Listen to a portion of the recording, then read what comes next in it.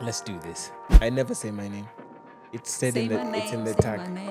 All right, Monica, serious now. What do high net worth individuals do differently from, I guess, non-high net worth individuals? What I have noticed though, for you to be financially successful, you need to be likable. Intellect and money, there's no correlation for me between that. Yeah. I have never saved ever money. I will never and never have. I can't imagine a 25-year-old investing in government bonds. Like why? Why? When you're still young, below your 40s and 50s even, I mean, Jesus, just take some risks. You can't risk when you're 50. When they speak about follow your passion, I think it's pure garbage. Jesus, do that for a hobby. Don't do it for a profession. Just don't take advice from people who haven't achieved it yet. Yeah. Especially social media millionaires, yeah? Oh, Jesus. I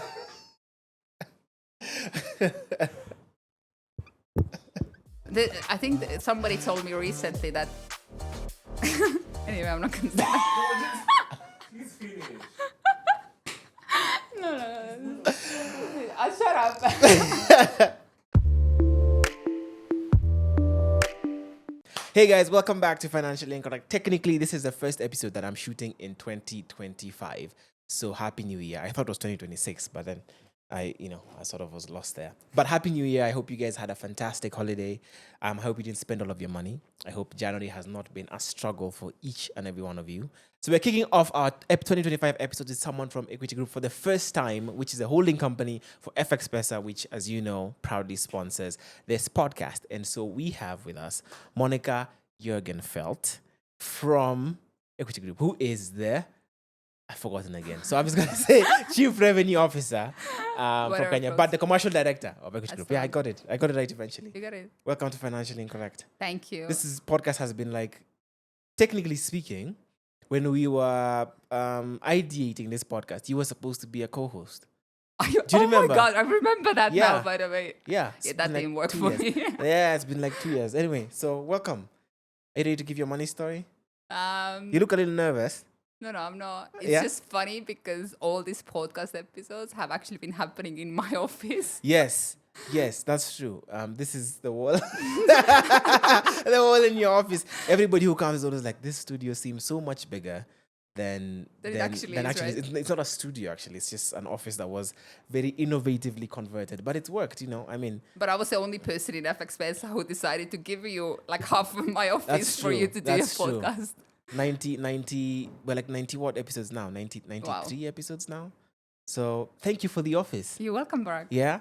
So what's your New Year's resolution, if you have any so far? We spoke about it. It's to sleep 8 hours a night. Is that the only one?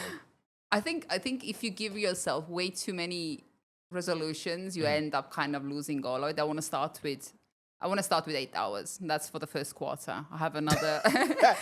You'll adjust it. I'll set another one for the second quarter. So I set 4 resolutions per year, and each quarter has each resolution. Yeah. So once you're done with 8 hours, in the second quarter, do you now do 7 or 6 or 5? Oh no. Or do you keep is it compound interest where you add on to the next resolution and you keep going? Okay. Compound. Second quarter is to learn how to cook. Learn how to cook. Yeah.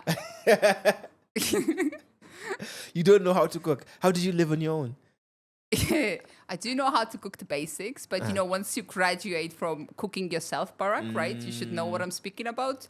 To cooking for a family, it's a little bit different. So somebody can actually say Mom, that's garbage. Right. So that's quarter 2. Quarter 3 and 4. Let's not get ahead You're not of there ourselves. yet. Okay. What do you think the ideal sleep time for you is? 8 hours.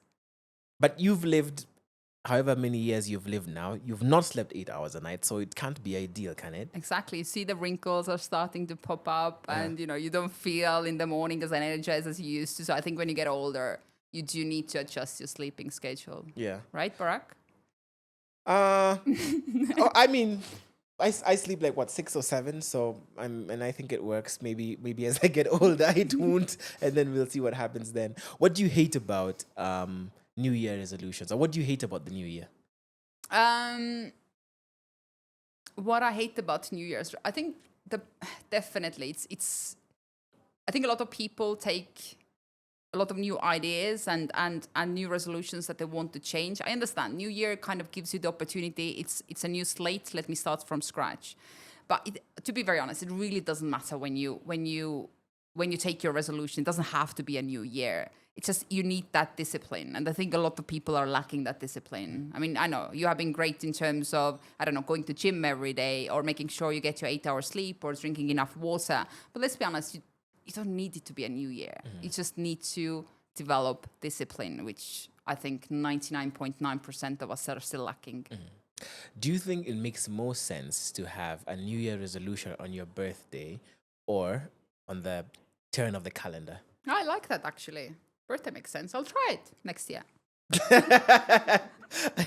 Okay.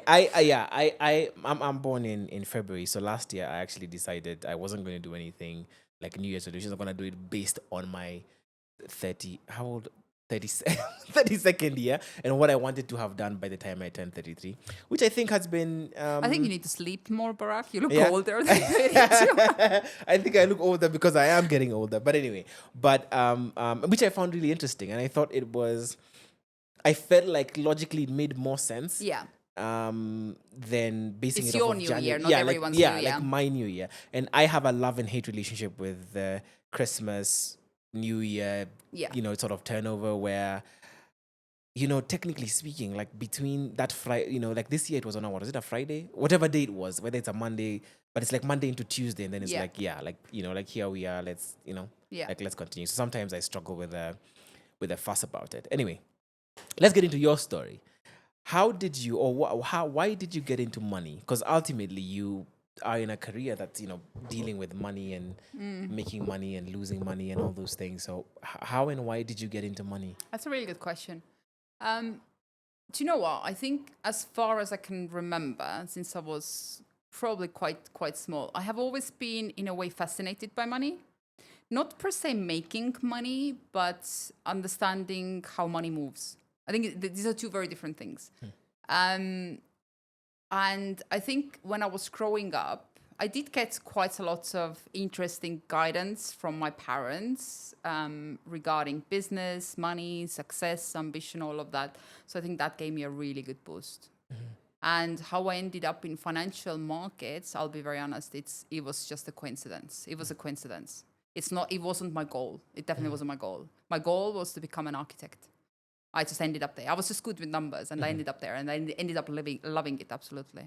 Okay. What do you think is the best thing about working with money or working in money? For me, the most valuable thing has been that you get to meet a lot of different people. Definitely most valuable ones that can probably benefit me personally the most is, especially when I was younger, is meeting very successful people, when I was working back still in Dubai, I was working with a lot of millionaires, I was working with high net worth individuals, and just being in contact with these people, it actually gives you a platform where you can learn a lot from them. And that probably has been very, very valuable in my personal development as well, money-wise, yeah. In your experience, what do high net worth individuals do differently from, I guess, non-high net worth individuals? Low net worth individuals. Politically individuals. correct way of saying that. And I'm saying this based off of, so for example, I believe in Michelle Obama's book, she says, when her husband became the president and, she was now involved with, I guess, what people were saying were the smartest people in the room, she realized they're really not that smart. No. They're just as smart as every other Joe. They just happen to be in certain positions. So, I mean, with your experience, what fundamentally do high net worth individuals do differently, if anything at all? I'll answer that in two parts. It's very correct what Michelle said, and I had the same realization. As a matter of fact, and since I've lived in Kenya as well, I realized, like, in Kenya, people are very, very obsessed with education and the brown envelopes, how important that is here. As a matter of fact, majority of self-made multimillionaires that I have met in my life, they are not intelligent at all. They're not as intelligent as any other person that I met in Kenya or anywhere else in the world. What I have noticed, though, for you to be financially successful, you need to be likable. Doesn't matter if you're running your own business, you are purchasing somebody's business, you're in the corporate world. It's far more important for you to be a likable person. I mean, it goes much wider than that you are perceived to be trustworthy, loyal, likable. Of course, you need to have some competence, don't get me wrong. But then when you think of high net worth individuals, they are not intellectuals. They're not. They are just great people who are surrounded by good friends, and they manage to get their way around it. Intellect and money, there's no correlation for me between that. Yeah. There's no. Okay. Interesting. I want to get into your background, right? Growing up in Estonia, what was that like? It was really good. I don't think it's any different than in any other, European country. You kind of live in a bubble. Everything, I mean, it's a welfare government, so everything is taken care for you. You have your free healthcare, you have your free schooling. Practically, if you live in a decent city, there is not so high crime either. So it's a great place to grow up. By the way, great place, loved it. If you were to take that sort of understanding and that knowledge of how where you grew up and how you grew up, what do you think that does for someone's financial abilities or capabilities, having a lot of those things taken care of? So, for example, I mean, we live in an economy where there's a certain kind of school if you want, or certain kind of education if you want your kids to go to, you have to pay out of pocket. A certain level of insurance if you want, you will pay out of pocket. I mean, the other day they were talking about the Nakuru governor who's gone back to America to give birth, if I'm not wrong. So there are certain things, a certain quality of things that costs a certain amount of money, which technically takes money out of an individual's budget. So what do you think living in a country like Estonia, where all of those things are taken care of, does for you financially? I think, obviously, when I even now, if I speak to my extended family who are living there, I still realize, like, oh my God, they live in such a bubble.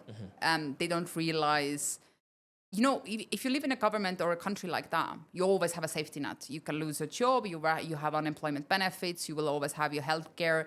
You can never really reach poverty. The government is always there to take care of you, which is a beautiful place to live.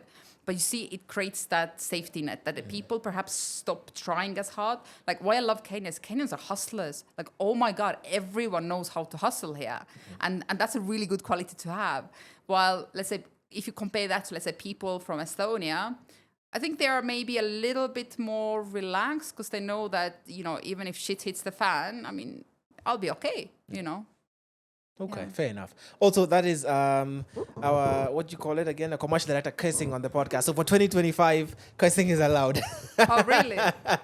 Beep. Anyway, it's frowned upon. It's been frowned upon by our compliance team, but it's fine. Anyway, so what do you think what is it that you had that was different? That, because like we were talking before, we started recording, and you're saying how there are like three Estonians right now in Kenya, and when you meet for Independence Day, you're like a group of 20 together with the Norwegians. So what is it that you think you had, and where did it even come from, that got you to leave that sort of comfort zone and come here to this hustling side of the world? Oh, I mean, I left when I was quite young. I was 17, so I went to study abroad. So I had quite a few interesting opportunities. I was lucky, don't get me wrong. I definitely had a fair amount of luck when I was younger and I started my career. And I think my career has just taken me, I've never really lived in a country longer than 4, 5, 6 years. So I'm very accustomed to moving one place another. I don't feel like I have roots per se anywhere. I mean, world is a big, beautiful place. Like, why not to use the opportunity and travel and live in different continents? Because I mean, you can go to Thailand or you can go to Asia for a week, but it's very different to living in Asia for a few years, right? And I think I want to live my life this way. I want to experience as much as possible the world as it is, different cultures, all of that. But what do you think, or what happened to spark that first decision that you made, even as you're saying, yeah, you did get very lucky and left. But what was the thing that when you had those two options of, okay, I have the comfort zone or I can do this and get into a space of unknown, what is it that allowed you to make that decision? And what was that decision, if you can remember? I think naturally, like when you're in your late teens, or I think I was in late teens, I think naturally you want to explore, right? I don't think there was a per se a specific thing, but it was just listen, I'm adult, finally. I don't have to listen to my parents. I can go wherever I want. And it was just in my nature just to explore different areas. I don't think there was a one specific thought or initiative that made me want to do that. Okay. And what did you, I mean, up until that point, what had you learned from your parents about money or your family around money and what it takes to, make the world go round? You think money makes the world go round? I mean, no, there's a phrase that says money makes the world go round. My dad definitely had probably the biggest impact. My dad has always been kind of doing different businesses and he lived his life to the fullest, that's for sure. In a good way, not always the good way, but it's a good way. And he always told me a few stories. Like I remember when I was very young. I was probably 7, 8 years old, and my mom had bought me a piggy bank. Do you know, like the pink ones where you put the pennies and coins inside? Yeah. And my dad actually took it away from me. My mom and dad had very different upbringing. So their money mentality was very different to each other. Very, very different. And I remember my first money lesson actually from my dad was that, Moonika, like, you need to understand that you need to spend money. Actually, the world economy depends on you spending the money. Effectively, what comes in needs to go out, because if everyone was just saving their money, the world economy would collapse. I'll be very honest. Since then, I mean, not even before that, I have never saved ever money. I will never, and never have. And just qualify what saving means here. For you to think that, okay, you have some income coming in and just like, okay, I'm not going to touch this money. I'm going to put it aside. I'm going to save it for something. That thought has never crossed my mind. Ever? Ever. From that 8-year-old lesson? Ever. Okay. I think what's kind of, when I had a lot of discussions about success and how I want my life to be like when I grow older, when I had them with my dad, it was like, Moonika, you need to understand that there is so much in the world, but you can't become unstoppable from cutting your expenses. You have to only concentrate on one thing, how to multiply your earnings. You have one life to live. We all have approximately the same years. You got to live it to your fullest. If you can have those 7 holidays in exotic places a year, just don't worry about that. You just worry about how do you multiply your earnings. Just think about that. Don't waste your energy on savings. Listen, don't get me wrong. There are times in some people's lives that you need to save, right? In some people's lives. Of course. I'm not yours. Good one. I'm not saying that. I think what the problem is especially when you're, let's say, in your 20s, there is definitely a time where you have to save money, you have to pay for rent, you have to do all of that, right? When you're not financially stable yet. But what I've seen happening very often is when you get to your 30s, when you get to your 40s, you still continue with the same mindset. You only think about saving and budgeting and cutting your expenses, and you get stuck in that mindset. And this is what really can hinder your potential, right? Well, I mean, I hear you to some degree. So in your definition or with the theory you've given, what then is financial stability? Because is employment financial stability? No. Is No. running a business financial stability? I mean, we've had people sat across on that seat who are running.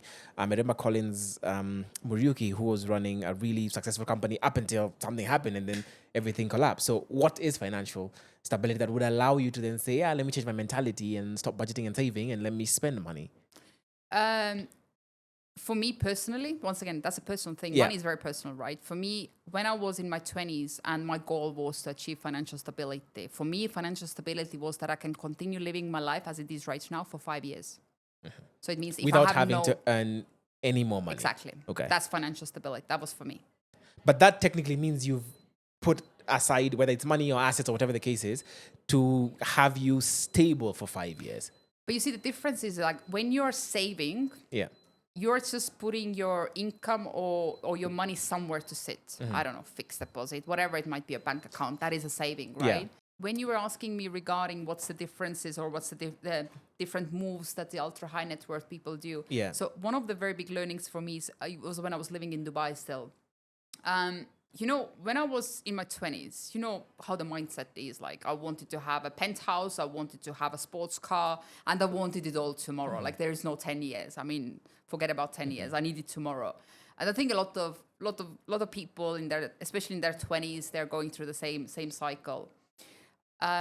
What I started doing, definitely started doing that. I started taking unrealistic risks or risks that weren't worth it, just to be able to, or have the hope of doubling or tripling whatever I have, which was probably one of the worst mistakes I've ever done. So when I was working with the ultra high net worth individuals, where I realized that these guys still take risks. They definitely take risks. However, the risks that they are taking is very different to the risks that I was taking back then. They go through their due diligence. And I think most importantly, it felt like their risks have a purpose.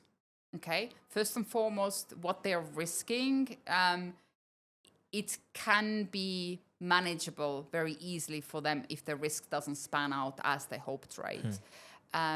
So I think that was a very important part in my personal money mentality development. Is you definitely still have to take risks. However, the risks you're taking need to be calculated, purposeful. You gotta do your due diligence. You gotta speak to people who know about the matter. Whatever you're risking is a business, is something else, right? And I was just recently speaking to a person in Kenya, and we were just speaking about the same matter about risks. And what I've always noticed in Kenya is, like, you have the people who are per se not in a position that they can risk. They're risking everything. I mean, look at FXPesa and the likes, right? They live off from these people. Right.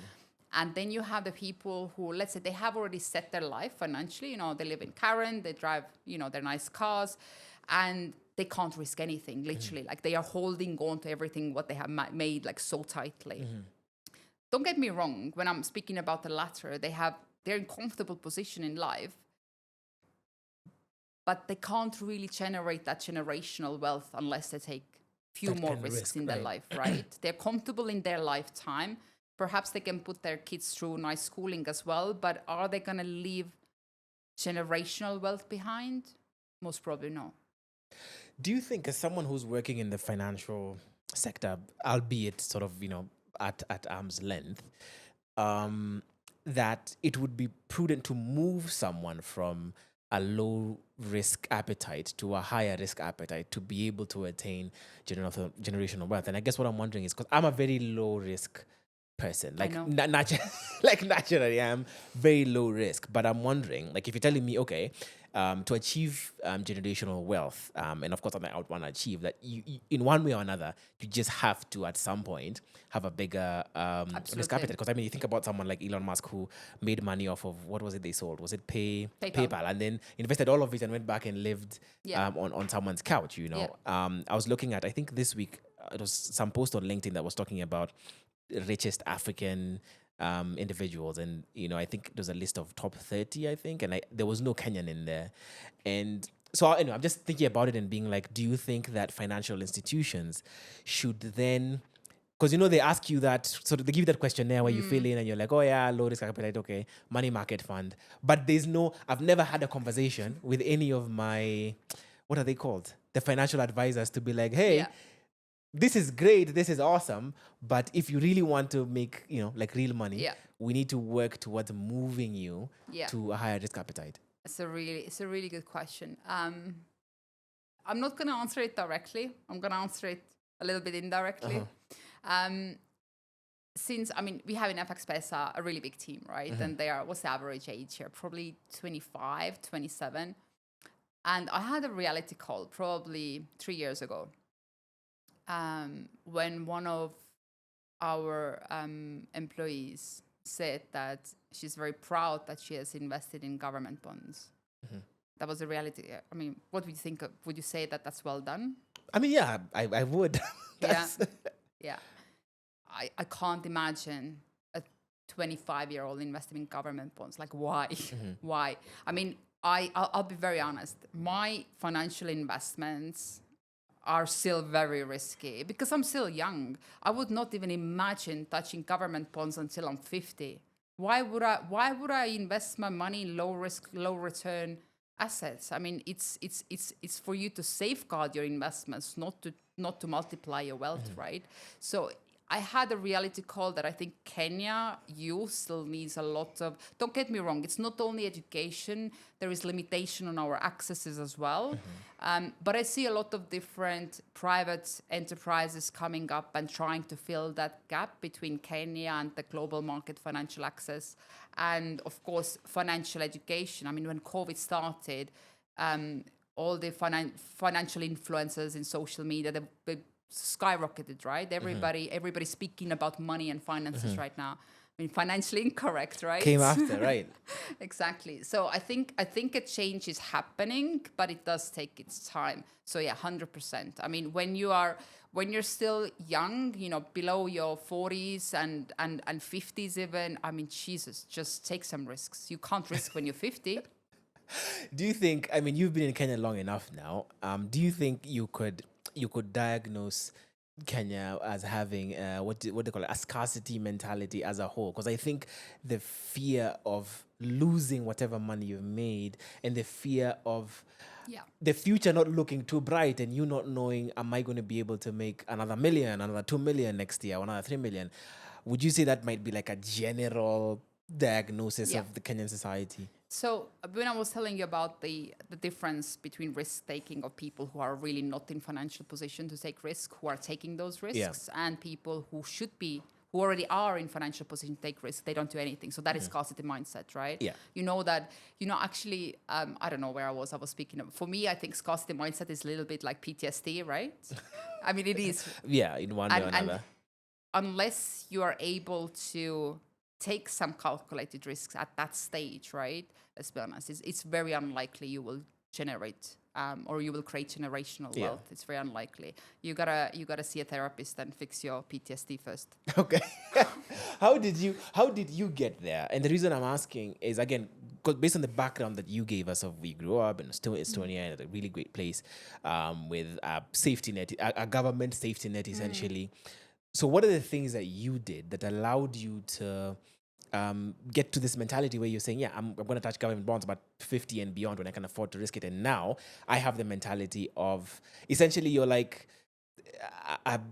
you're taking a gamble. I mean, you've compared it to the guys who are betting on sports and stuff like that, and someone who's betting his 100 shillings, which is 100 shillings he's made that day to try and make it 1,000, as opposed to someone who's earning 300, 400,000, living very comfortably, but isn't willing to bet 100,000 on whatever. So what did you do that allowed you to say, yeah, I'm going to bet this 100,000 the same way this guy is betting his 100 shillings for FXPesa? Right, just to be clear, I don't bet. No, I take calculated risks. Well, yeah. You know. I think just listen, you gotta do your mistakes. We learn from our mistakes. You gotta go through the hard. Doesn't matter if I say it, if you say it, you gotta learn through your mistakes. But you also need to analyze your mistakes and you got to learn from them. I did a lot of mistakes, Barack. Like, oh my God, I did a lot of mistakes. And you know, when I said that since I was very small, I've been very fascinated about money moves. So when something didn't work out for me, I actually analyzed and give us an example that you can share. My first biggest money mistake. So when I was in my first employment, wow. You know how your parents, like my mom was telling me, it's like, Moonika, you're paying what I think it was 600 euros. That was my rent back then. You know how you're paying 600 euros a month for rent? Like literally you would pay 600 euros towards your mortgage. Listen, you're fairly young. You have a great job. Why don't you take a mortgage and pay that 600 euros towards your mortgage instead? So I was very young. Listen, new to the financial markets. I didn't know really much of anything. And I was like, okay, well, my mom gave me that advice. So that's what I did. That was when I bought my first apartment. Worst mistake I ever did. Worst mistake. I guess I didn't know that when you borrow, 100,000, you pay back 200,000. It's not about that 600 euros a month. It's about the total long amount term, that you pay. And my first very important lesson then was you should always consider the advice that others give you, especially the older generation, especially your parents. You know, parents always tell you what to do, but it's important to know that what worked in their era is most likely not going to work in our era. Times have changed. Living expenses have changed completely. So you need to be very, very, very skeptical about who you take advice from. And what I've noticed in Kenyans give a lot of advice. Yeah. Why do you consider that a mistake? For many people, you know, and I'm sure many people who still watch this will be like, why is that a mistake? I never made any money off that app. Until now, I haven't gotten into net. Like, when I'm saying is, you see, I never. When you want to build your real estate portfolio, for example, right? What is very important is your returns per year, right? And if you're taking a mortgage, it's so difficult to get to net positive on it. It takes so many years. Obviously, I mean, Airbnb came, it kind of has, it kind of backed down by now, right? So that really doesn't work. So it's currently the only real estate in my portfolio that is not making me any money. To this date. To this date. Okay, so I mean, so for you, it's a mistake in comparison to other things you potentially could have done with that money that would have allowed you to make when you more have a real estate, it needs to generate income for you. For me, any real estate, any investment that doesn't generate income is pointless. It has to generate income for you. Yeah. Okay, but is there a point where you think there's a price that it's worth paying that price to be able to have a place that you can call home? No, I don't believe in that. No, it's just, I think especially as I've grown older, I don't think, but once again, it's very personal, right? Yeah. Like I'm the person, like I can pick up You my make things. financial decisions. Yeah. I don't think a house is going to make it a home. I can live anywhere. I can make that place a home. It's not per se the physical entity itself, right? Okay. All right. So I guess we sort of like in one or another like covered those sort of early years. So when you start making money, what are the things that you begin to pay attention to? Where do you begin to put your money? I mean, obviously, I'm from a financial sector, so I don't go. There's few industries that I do like, but I would mainly say I stick to financial markets. I mean, this is by the end of the day where I've grown up. I know that the best, right? I think it's important that I was exposed to financial markets at a very early age, and I was mentored by right people. I understood the importance of compound investment. I mean, I started to manage my own pension when I was 24 years old, and I have managed to outperform my asset manager every single year since then. So it's not a rocket science. What do you mean by manage your own? I mean, you could like break that down to like layman terms. Manage your own obviously pension. in Kenya it works a little bit differently. Yeah. I don't think I don't know how in Kenya you can do that. The regulations here are a little bit differently. But I have when I'm setting up my pension fund, I can actually take it out at any time, and I can actually have it actively managed by myself. Like for example, there are banks that offer the platform. You can get access to absolutely every stock exchange in the world. You can manage it yourself. And year by year, I've learned how to apply a conservative strategy on my pension fund and set a few other funds where I can perhaps take more risks based on my age right now. And I managed to balance it very well in financial markets so far. Yeah. But once again, listen, in Kenyan context, I don't invest in Kenyan financial markets. Yeah. Not yet, at least. Not yet. And maybe you can give us an example or I guess one of the biggest money returns that you had, one of the biggest risks you took and money you got back. Maybe not current or recent, but you know, maybe even the previous decade possibly. Right. So let me tell you, it's a bittersweet memory story to be honest. I first bought Bitcoin when it cost $31. That was then 2000. Was it 2008, 2009?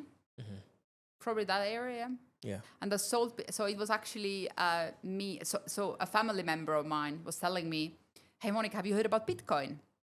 because they were working in Finland, and it's like there's apparently like ATMs for Bitcoin there. So like, let me Google what's the Bitcoin, right?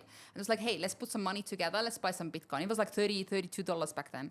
And I was like, all right, let's try it. Why not? I mean, that was a day when, you know, you didn't have thousands and thousands of dollars to invest, but you know, I was very young still then. And we bought it at 32. I think we had, I don't know, maybe 30 coins. Yeah. Cumulatively.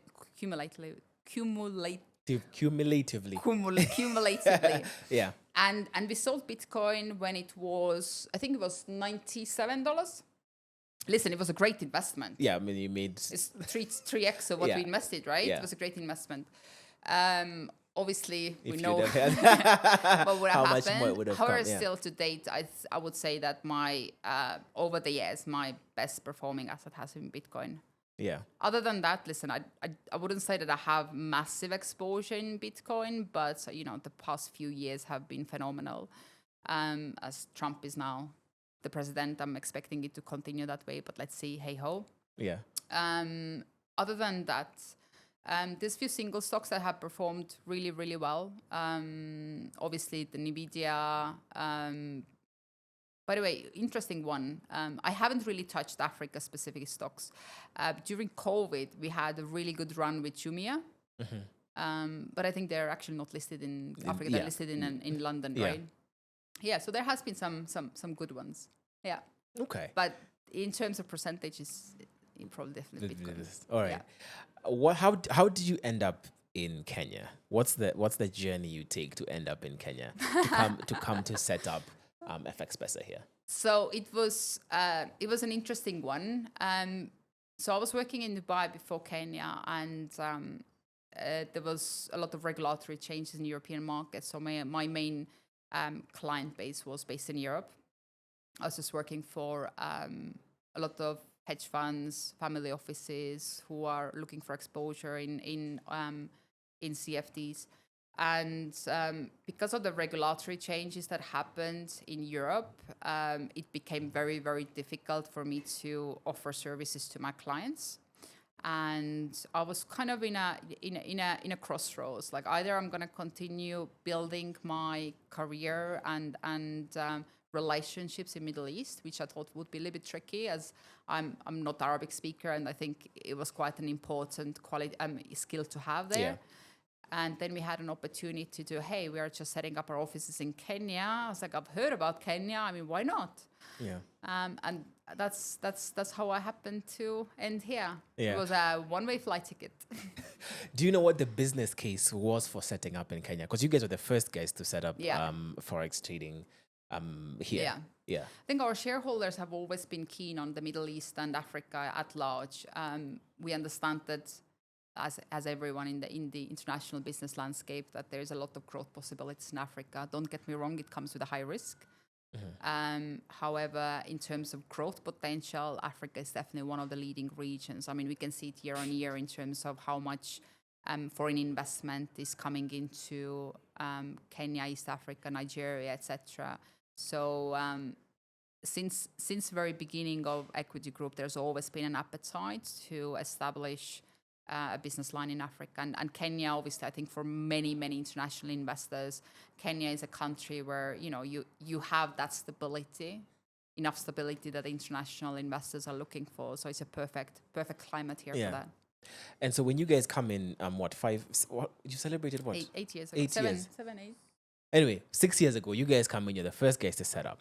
Now, 6 years later, I don't know how many, I think off the top of my head, I think I know at least 2 others or 3 others brokers, and they're Forex millionaires everywhere, supposedly on Instagram and social media and everywhere. What's your thoughts on the market in general?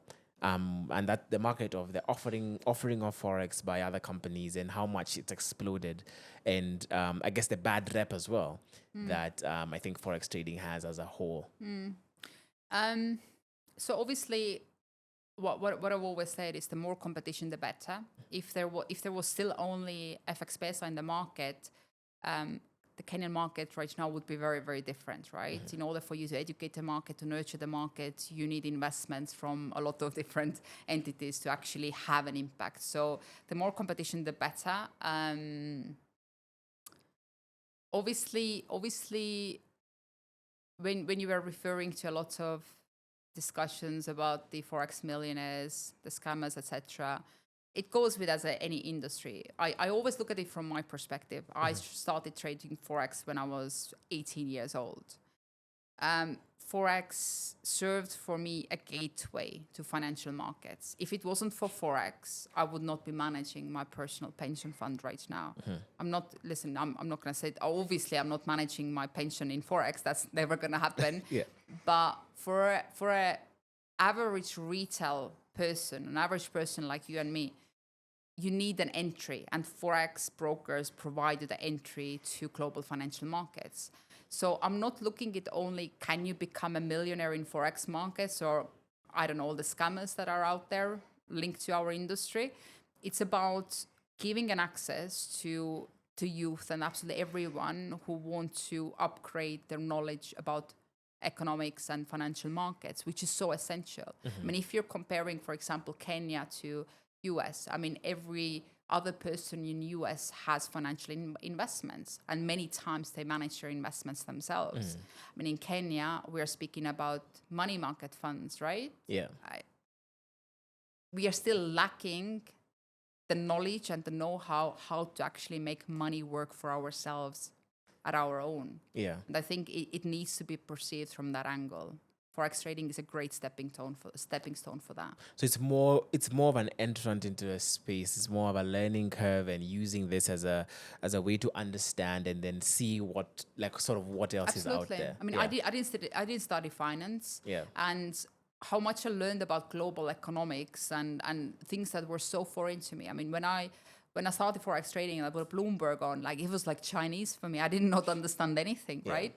And it's just a proof that you can attain that level of knowledge yourself. Yeah. It takes time, guys. Like, don't get me wrong. It took me a really long time to interpret all the financial information and actually make it into a financial decision for myself. It did take time. It took a long time. Okay. Yeah.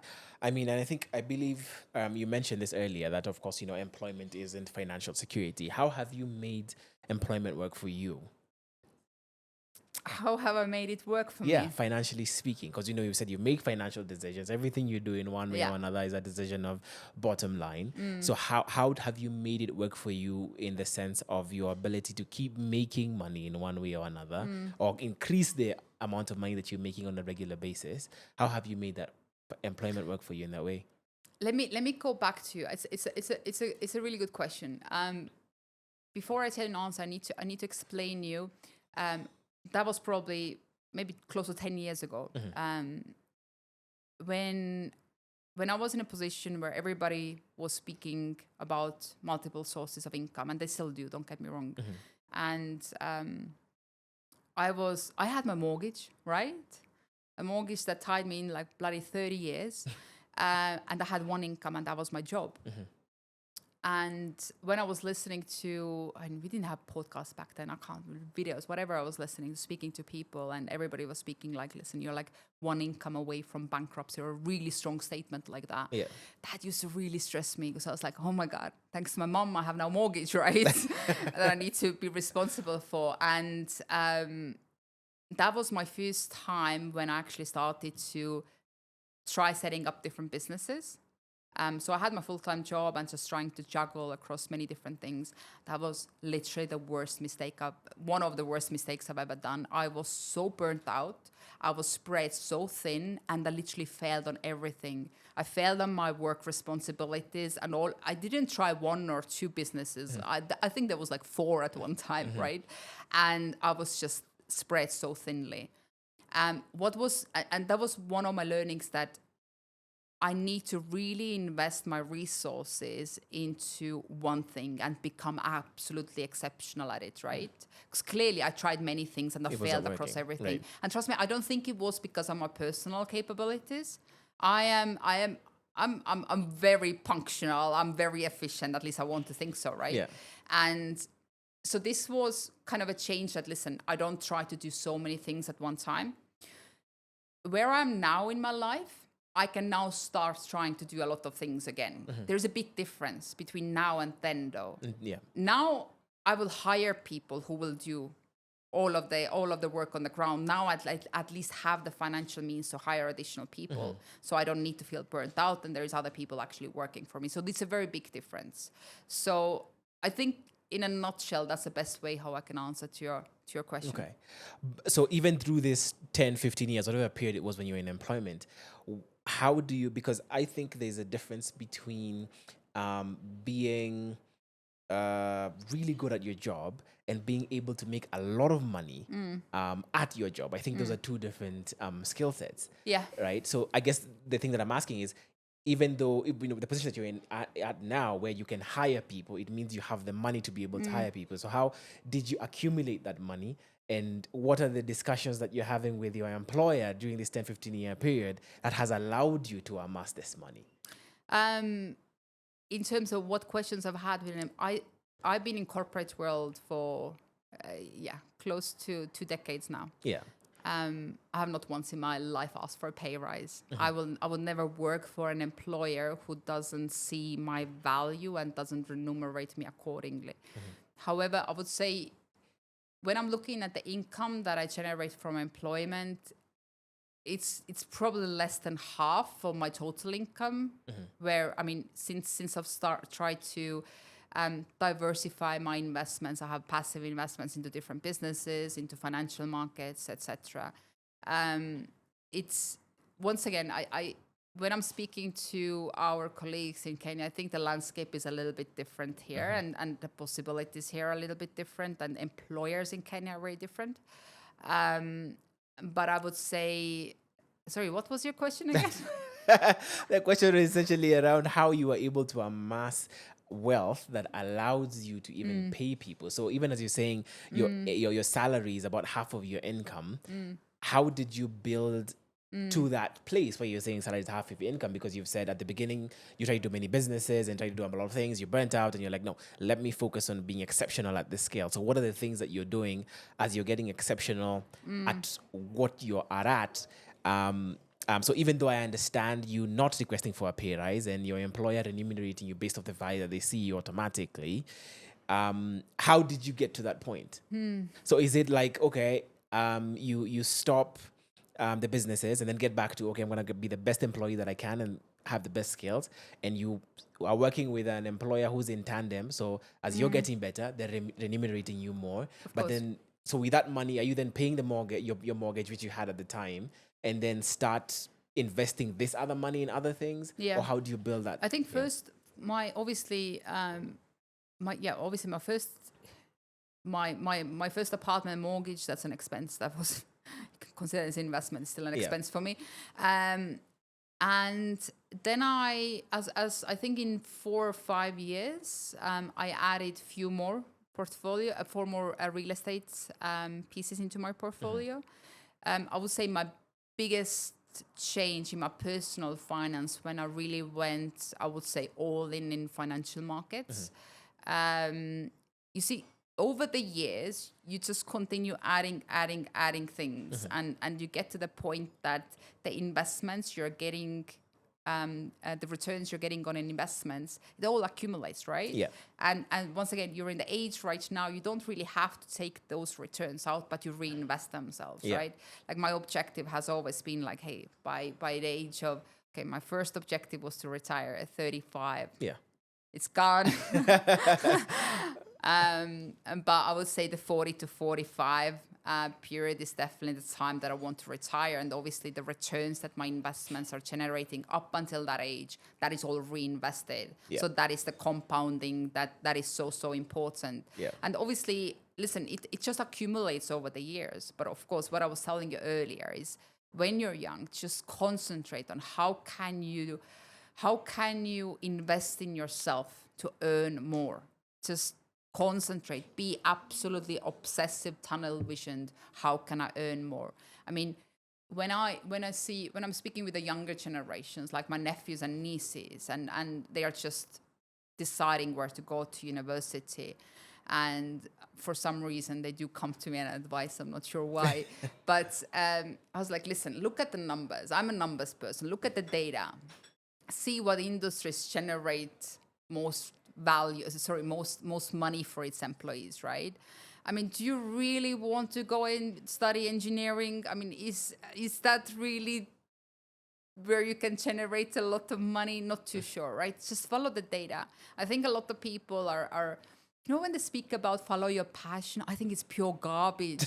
Jesus, do that for a hobby. Don't do it for a profession. Unless you're fine of not earning a lot of money, but if you want to actually set up a career, just look at the numbers. Where can you make money? Yeah. Go study that. You can do your needling or whatever it is on the side, I mean, fair. I mean, you did, like I said, you did give the caveat of you are a numbers person, you're a bottom line person. So, I mean, I do understand how that would make sense for you right now. Okay. So where you're at right now, what financially are you sort of looking forward to? What does financial success look like for you? For someone who's such a bottom line person. Like, what's the next goal for me? No, what does success look like in the next 10 years? Freedom. Freedom meaning you don't have to. Right now, you still have to work. Yes. Yeah. Freedom. Listen, don't get me wrong. It's. I'll always be working. Mm-hmm. I don't imagine that I will ever stop working. I mean, you will deteriorate as human being, right? You will end up with Alzheimer's when you, 48. Yeah. You need to keep your brain active. But it's a freedom in sense, like if I want to go and have a massage on Wednesday at 10 a.m. and my Pilates at 11 and go for a green smoothie with my friends at 12, I can do that without asking for or telling somebody or somebody chasing me for something. That is the freedom. Yeah. Yeah. Do you have a number? For someone who's a bottom line person, do you have a number in mind, a figure of an amount of money you want to be able to make throughout your lifetime? Through my lifetime, Yeah. my Like if you die without being a billionaire, will you think? Are we speaking dollars or Canadian shillings? That's fair. Let's do Kenya shit. No, let's do dollars. Yeah, I think my goal is definitely not to end up with $1 billion. I think that's far fetched. Yeah. My objective is definitely, even when I let's say on paper I'm able to retire when I'm 45, my objective is still to generate or to create generational wealth. So that means that I want to be in a position that my kids, most importantly my kids, hopefully kids as well, that they don't need to have financial worries in their life. That means that I need to accumulate assets that generate investments enough, right? It's just a math calculation there, by the way. Yeah. But the result starts with 5. It always starts with 5, right? Have you noticed it? Yeah. When you speak about numbers and financial goals, for some reason they always start with 5. I don't know. Weird. I'm going to assume like 5. It's either 5 billion something. Either it's in Kenya shillings or It's always 5 euros or something. Anyway, okay. So I guess last thing that you don't want to say on Financially Incorrect around your money and your money journey. It could be anything. What's your pet peeve? I guess you're thinking about it subconsciously. What's your pet peeve around all the money advice that's in the digital space right now? Yeah. You know what I told you earlier, that you gotta be very, very careful who you take financial advice from. Yeah. And for me, my example was my mum. It's the same rule applies, right? I mean, my advice is, listen, as long as you can get exposure to people who have done it, people who you can actually, who you want to be, whose shoes you want to fill, just take advice from them. And trust me, it is so difficult to get advice from these people. They don't have time for you. Yeah. They don't want to speak to you. But just don't take advice from people who haven't achieved it yet. Yeah. I think that is the most important thing. Doesn't matter if it's especially social media millionaires, yeah? Oh, Jesus.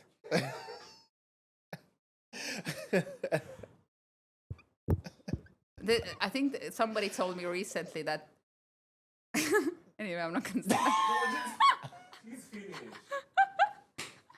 No. I'll shut up. I think a lot of really important points or incidents that have happened in my personal life that has made me, I would say, secure in my personal finance. I've discussed throughout the podcast, but just to probably recap or some of the important ones what I mentioned, be very, very careful who you take advice from. I strongly advise to take advice only for your dollar millionaires and above. Everyone else is still dreaming or thinking about it. Just invest in yourself before you start investing into something else. Make sure you invest in yourself. Concentrate on earning more, not saving more. Concentrate on earning more, not saving more. And just, live your life, right? We're all gonna end up in the same place. Just don't concentrate on taking away beautiful holidays or memories in life. Just splurge when you want to live your life. Don't cut from there. Yeah. Okay. That's some good advice, and I think all through the podcast has come out. It was really interesting to have you on this this first episode of 2025. Thanks for coming on Financially Incorrect, and thank you for giving us your office. Yeah, thank you for giving us your office. This has been the first episode of Financially Incorrect of 2025. We have big plans for this year, so please look out. There's an announcement that's going to come out in the next, I believe, 2 weeks or so. So please look out for that. We have some really, really good plans. We want to meet you guys and have a whole thing. It's going to be fun. And we'll see you guys next Friday on the next episode. Peace out. Yeah.